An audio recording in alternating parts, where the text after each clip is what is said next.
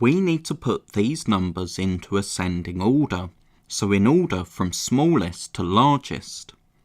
But first, let's make sure that we can say all of these numbers. Here we have 1,505,000, then 1,005,000, then 1,550,050, then 1,500,000, then 1,550,505. So which of these is the smallest? Well, they all have 1 in the millions, but if we look to the hundred thousands, we can see that the second and fourth numbers have 0 in the hundred thousands, and also have 0 in the 10,000s. But if we look to the thousands digit, here we have 5, and here we have 0. So this number here, 1,500,000, must be our smallest number. Now, because this second number has 0 in the hundred thousands, and all of our other numbers have 5, we know that 1,005,000 must be our next smallest. Now the three numbers we're left with all have 1 in the millions and 5 in the hundred thousands. So we need to look at the next digit along, at the 10,000s. In this first number, we have 0 in our 10,000s, but in both of our other numbers, we have 5 in the 10,000s. So this first number, 1,505,000, must be next.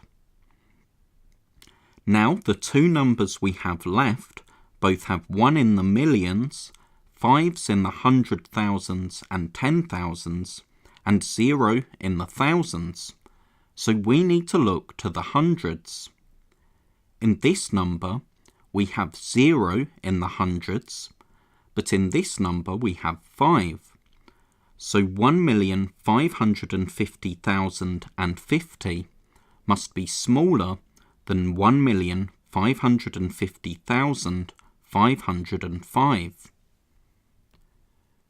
So now, let's put these numbers into ascending order, so in order from smallest to largest. But first, let's make sure that we can say all of these numbers.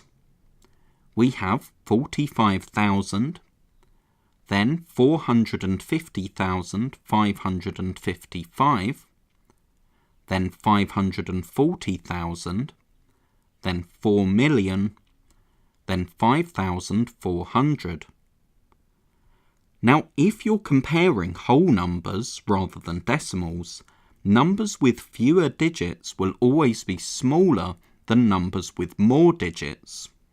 So if we look at this last number, 5,400, it really has 0 in the millions, 0 in the hundred thousands, and 0 in the 10,000s.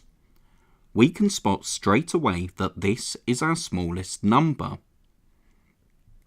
So which of these numbers is our next smallest? Well, 45,000 is only a 5-digit number, and of the rest of our numbers, these have 6 digits, and this one has 7 digits. So our 5-digit number must be the next smallest. Now if we look at our numbers with 6 digits, for this number we have 4 in the hundred thousands, and in this number we have 5.